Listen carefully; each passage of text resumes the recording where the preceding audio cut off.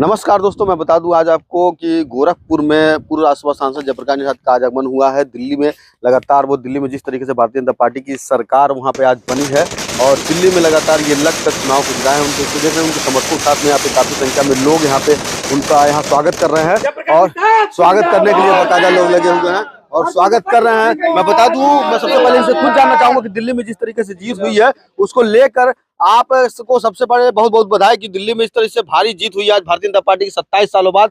आपके मछुआरा समाज के लोगों ने आज वहां पे जो योगदान दिया है इसके लिए क्या कहेंगे? देखिए, दिल्ली में बहुत तादाद में मछुआरा समाज निवास करता है।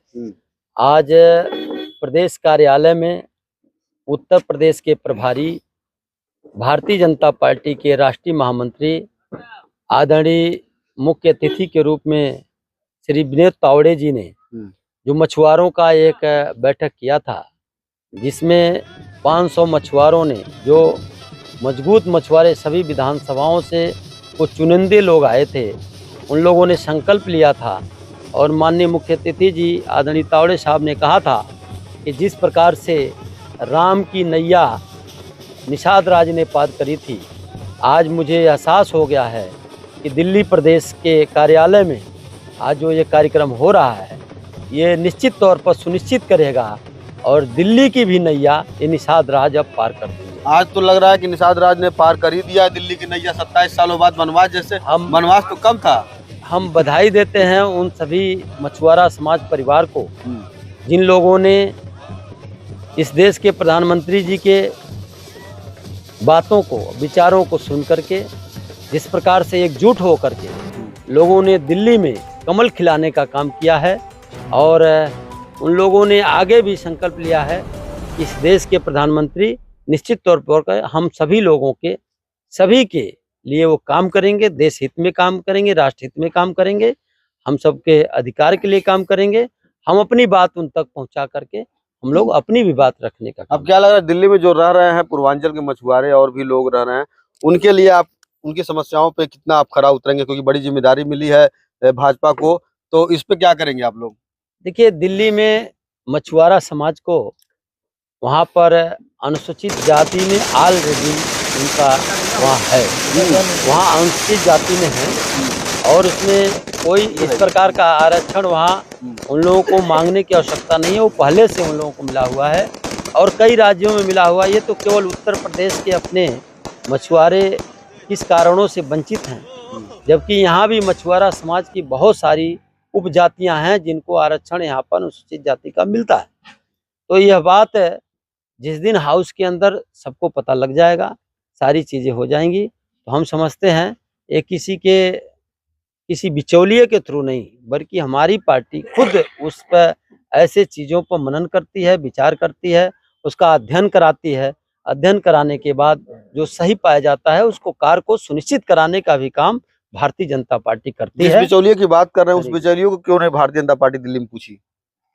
भारतीय जनता पार्टी अपने कार्यकर्ताओं के बल पर हमेशा चुनाव लड़ने का काम किया है। आगे भी मछुआरा समाज को अपना कार्यकर्ता मानती है, अपने परिवार का मानती है, इसलिए उनको पूरा भरोसा है कि किसी की आवश्यकता नहीं है बिचौलिए की। हम सीधे उनसे वार्ता करके, उनके साथ जुड़ करके, उनके सुख दुख में रह करके, उनके लिए काम करके और हम आगे काम करेंगे और उनके हित में भी काम करेंगे। चलिए, बहुत बहुत धन्यवाद। तो ये बकायदा मैं बता दूं इनके 7 लोग हैं। आज दिल्ली में आपके समाज के लोगों ने सरकार बना दी, क्या कहेंगे?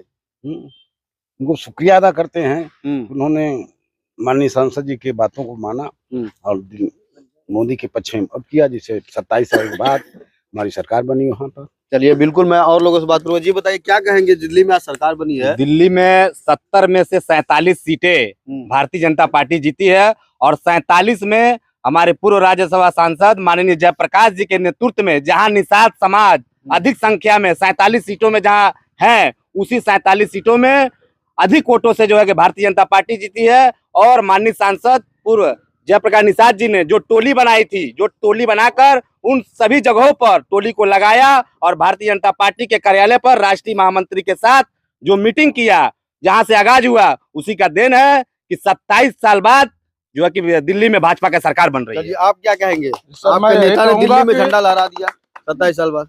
हमारे नेता हम लोगों के बीच में जो माननीय जयप्रकाश निषाद जी हैं, वो आज से नहीं बहुत 20 साल 25 साल से हमारे समाज की सेवा कर रहे हैं और हमारे समाज के अधिक से अधिक कार्यकर्ता, वोटर, सपोर्टर सारे लोग इनके साथ में जुड़े हुए हैं। ये जिस भी दल में गए हैं, हमारे समाज के लोग इनका हमेशा जो है कि मान सम्मान को ध्यान में रखते हुए जहां इन्होंने कहा वहां पर हम लोगों ने वोट किया है, सपोर्ट किया है।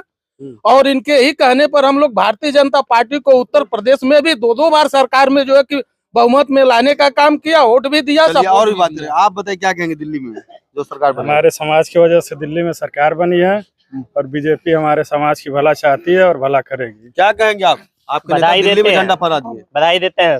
क्या कहेंगे? बधाई देते हैं हम। क्या कहेंगे? भैया हमारे सांसद जी को बहुत बहुत धन्यवाद।